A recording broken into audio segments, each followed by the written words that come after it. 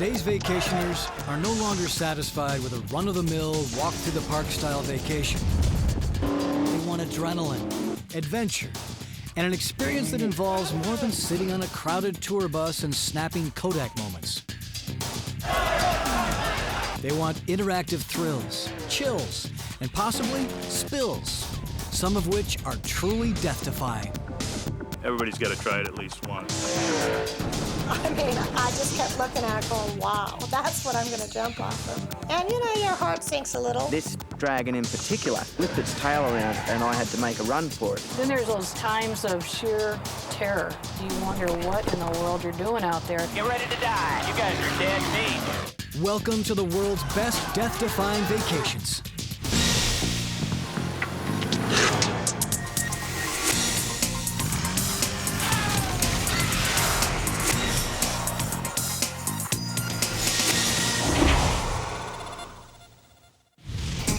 We scoured the planet for the world's 10 most exciting and action-packed vacations.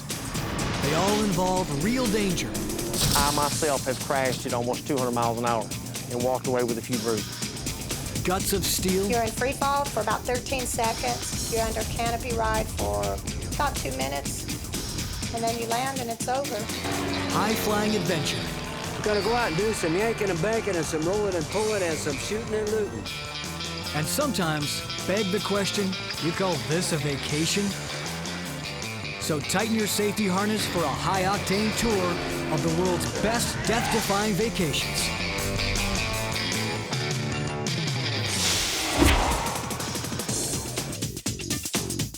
Our first choice may surprise you. It involves no high-speed machines, no gravity-defying maneuvers, and no special safety equipment. In fact, the only thing you need for this thrill is a pair of chopsticks and a killer appetite. Welcome to the world's most dangerous food, Fugu. Fugu? Fugu? What's Fugu? Oh, I like sushi. Sushi is one thing. Fugu is in a class by itself. Fugu is raw pufferfish, or blowfish, and if it isn't prepared just right, it can kill you, quickly and painfully.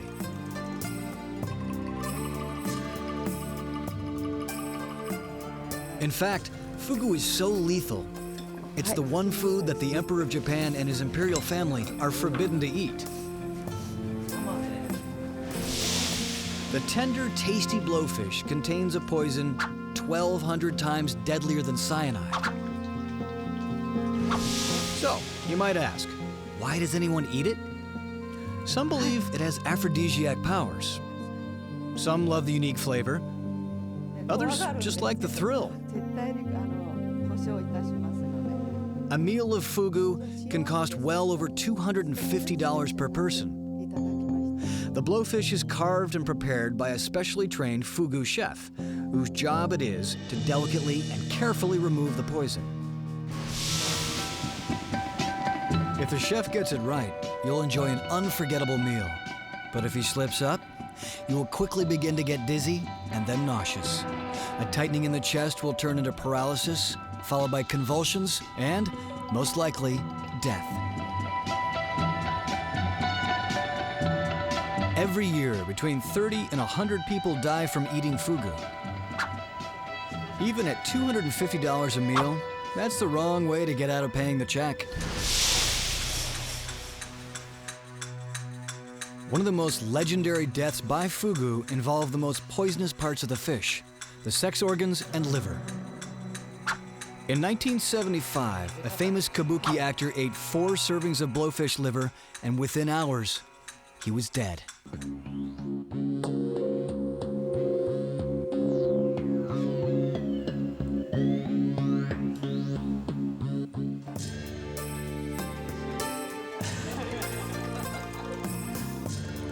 There's an old Japanese saying, those who eat Fugu are stupid, but those who do not eat Fugu are also stupid. And that's why Fugu is number 10 on our list. Okay, now that you've survived your meal, get in your car and go.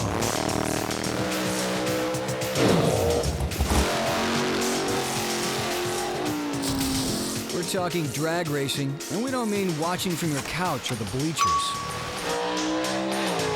No, we mean from behind the wheel.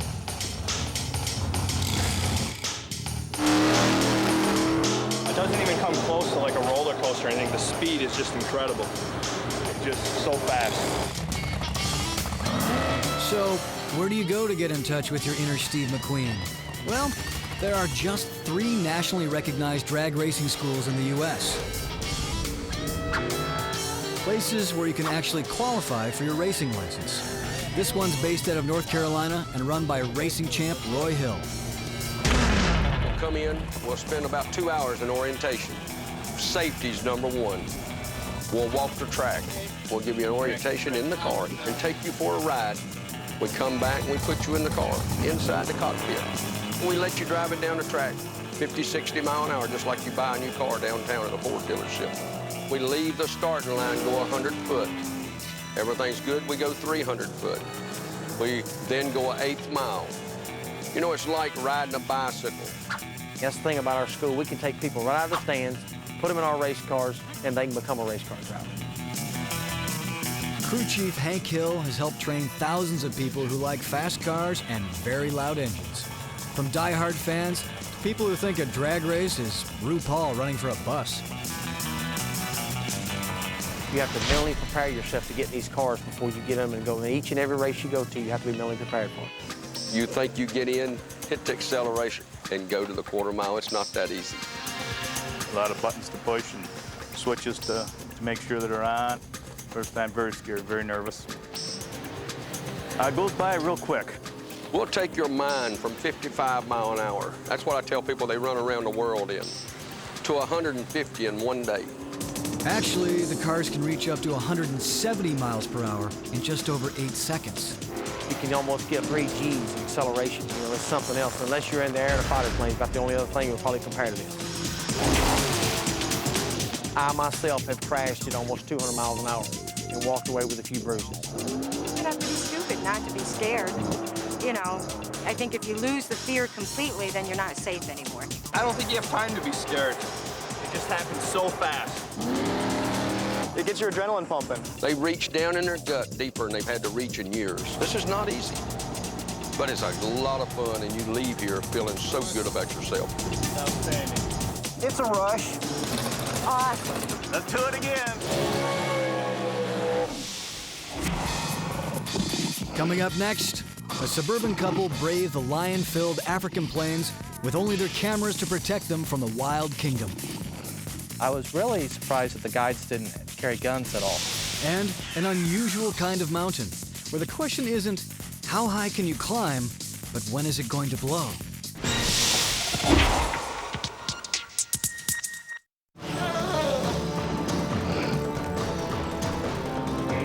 Our next journey takes us on an African adventure, where thrill seekers can get up close and personal with the wildlife. Wildlife that, if they wanted to, could eat you. Our number 8 death-defying vacation, an African safari. Although riding around with a guide from the comfort of a Jeep may sound perfectly safe, it's not. There are no cages here to protect tourists from the unpredictable reactions of these powerful animals. And each year, there are a handful of deaths.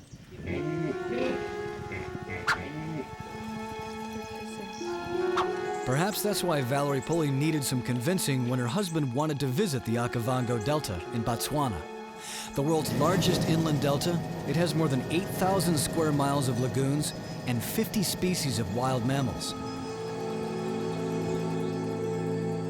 I think he maybe had to work on me for about 1.5 years till we made those reservations, because I just wasn't sure if that was my kind of vacation, seeing animals go after each other and that kind of thing. So he had to kind of bring me on to it before I really wanted to go, but things changed after I got there. Within days of arriving at camp, they were out exploring the delta and its incredible wildlife from the open-air vehicles. And while they had experienced guides with them, what they didn't have was any kind of protection. I was really surprised that the guides didn't carry guns at all. The real thrill of safari comes when you get close to the animals and realize that you're on their turf and on their terms. I think my most exciting thing was the first time I saw the animals close up, and just the sound and the movement of those big ears flapping back and forth, and then seeing a zebra. You know, you look out and it just is very clear that you're on their territory. They're not here visiting you. You're watching them. But as Valerie videotaped the unfolding adventure, she was about to capture a terrifying moment that proves just how quickly things can change in the wild. It started when the guides found a trio of dozing lionesses. They were, believe it or not, just about maybe a couple hundred yards away from our camp. And our guide stumbled upon them, and then we actually got closer. We were probably about 30 feet.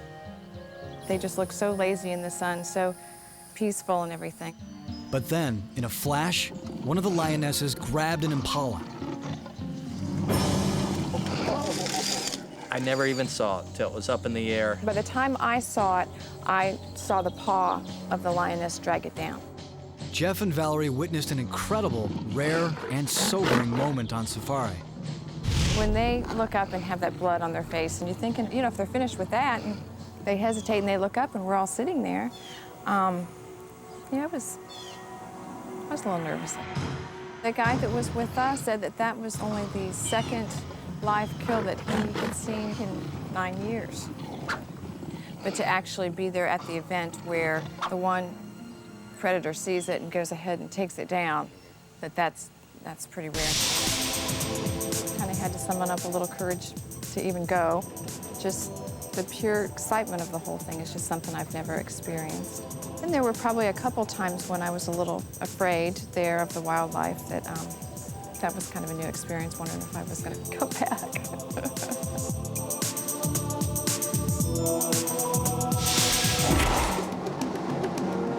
The first adventurer to visit our next destination was the greatest vacation spot seeker of the 1700s, Captain James Cook. Our number 7 death-defying vacation takes us to an exotic island off the coast of New Zealand, White Island. But nobody comes to this island for luau's, lays, and mai tais. You come here if your idea of fun is looking into the hellish maw of one of the most active volcanoes in the South Pacific. Part of the Pacific Rim of Fire, White Island is one of several parts of New Zealand that blows, spews, and spurts on an irregular basis. And if you dare to step foot on this active volcano, regular tours are available by boat or helicopter. The island's uninhabited, and you can see why when you get up close. Towers of steam and ash, thousands of feet in the air. Which is why tour guides hand out gas masks. Just slip it over your nose and breathe normally. We tell them about the dangers. We make it very well clear to them that if there's an eruption on the island at the time, we go through a safety procedure. But if it was a major eruption, there's little likelihood of getting away safely. I guess the unexpected is half the thrill of it, and just walking on the island is like nothing else really. It's like walking on the moon. White Island has erupted about 35 times since the early 1800s, most recently in the summer of 2000. It was the island's biggest blow-up in 20 years and buried half the island in a foot of ash. White Island does have one big advantage over a lot of volcanic sites. The southeast wall of the crater has eroded away, giving tourists a frightening glimpse into the smoldering depths. It just looms up. It's absolutely massive. Then you actually look up into the crater and see the steam and hear the roaring, and I just couldn't believe it. Along with the steam, boiling mud, and fluctuating magnetic fields, there's something else you might notice about White Island. A smell like rotten eggs. That's right, sulfur. The island's full of it. The volcano spews out 400 tons of sulfur dioxide a day.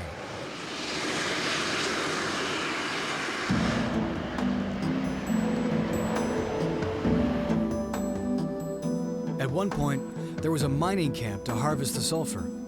That ended when a landslide killed 11 men back in 1914. The mining equipment is still here, gradually turning into industrial art. And the deserted mining camp is a reminder to everybody that this place isn't just billowing steam and stinking dust. It's dangerous. I think seeing right into the crater, seeing the black bubbling mud coming out of the bottom was just incredible. And that's the most active volcano I've seen. I've been to Iceland and craters there, and that was the best volcano I've been to. It's awe-inspiring. Walking into a live volcano and coming out again. It's a thrill that makes White Island number 7 on our list. Coming up on world's most death-defying vacations, step into a chapter from a Hemingway novel, and step lively if you don't want to end up dead meat. And it's going to be the most beautiful thing I've ever done in my whole life. I'm excited and nervous. If everybody jumped off a cliff, would you? Plus, our number 1 choice for most death-defying vacations, one hint. You'll pull more than twice the number of G's as a race car.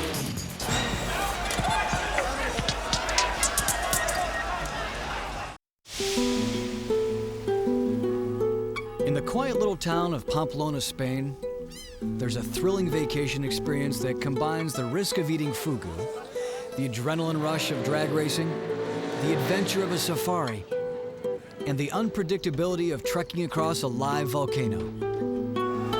The only question you have to ask yourself is, how fast can you run?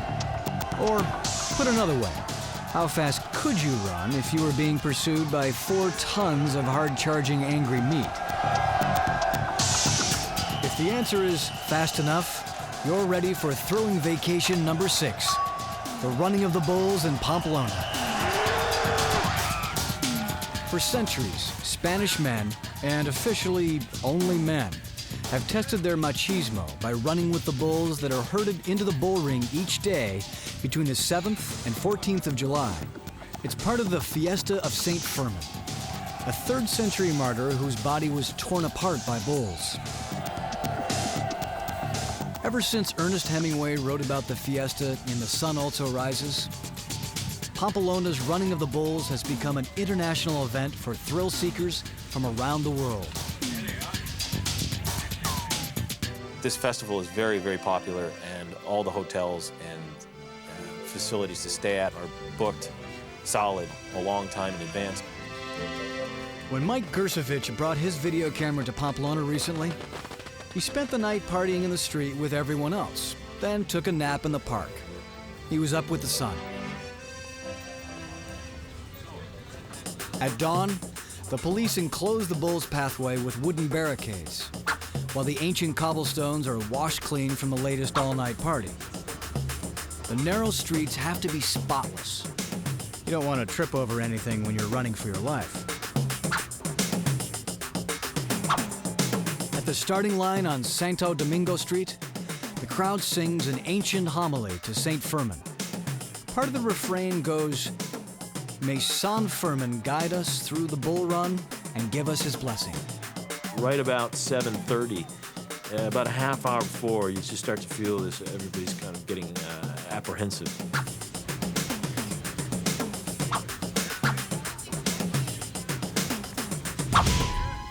Just before 8 o'clock, a rocket is fired off, announcing that the run is about to begin. Then, a second rocket, and the bulls are let loose. 6, maybe 8 of them, each weighing half a ton, with horns that can go through you like a hot knife through butter. Veterans of Pamplona say the best strategy is to get a good head start and run like hell. There's areas where you can always duck and jump over a wall or duck into a doorway, but there's a couple of tight spots where there's nowhere to hide from those horns. If you fall, cover your head and lie still. If you jump up, you'll catch the bull's attention. And it's better to risk getting trampled than gored. I don't think you can outrun the bulls without a good head start. The main street is about 1,500 feet long, and the bulls can cover that distance in about 30 seconds. If you do make it, you're on the road to the narrow corral leading into the bull ring. The entire run takes about 3 minutes. Mike Gersovich made it without a scratch. For him, running with the bulls was a once-in-a-lifetime experience. Or was it? It's a beautiful place, and I would definitely go back and do the bull run again. I think it was a real challenging and exhilarating experience.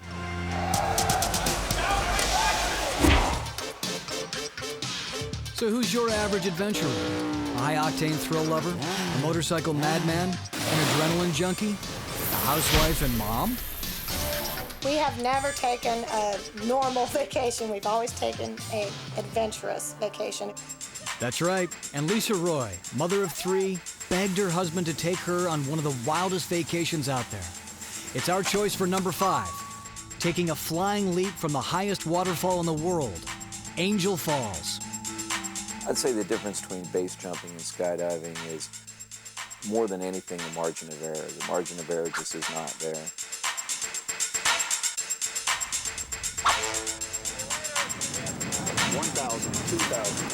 Base jumping is a standing leap from a stationary cliff, tower, or bridge, with just a few seconds to get your parachute open. But a perfectly legal base jump from the world's highest waterfall was too grand an adventure to refuse. You're in free fall for about 13 seconds. You're under canopy ride for about 2 minutes. And then you land and it's over. So it's not only the jump, it's the whole journey to get there. Lisa and Kurt signed on with a group of experienced skydivers and base jumpers. They flew to Caracas, Venezuela, then to Canima National Park, then by jeep to the river, where a motorized dugout canoe took them past a village of headhunters to their campground in the heart of the jungle. And we were looking up at the base of Angel Falls. And I just was in awe. I mean, I just kept looking at it going, wow, that's what I'm gonna jump off of. And you know, your heart sinks a little. It would have taken 5 days to climb to the top. Fortunately, there was an easier way up.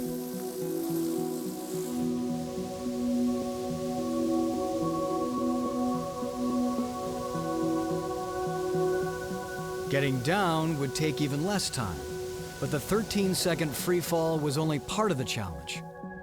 Each base jumper also had to land in a clearing not much bigger than a small room. I believe this is going to be the most beautiful thing I've ever done in my whole life. Oh, let's get spiritual. And I'm excited and nervous. And I got a little emotional there on top. To my children, I love you very much. Woo! And I counted down 5, 4, 3, 2, 1. 5, 4, 3, 2, 1. And I just jumped off. And then I was in my own world.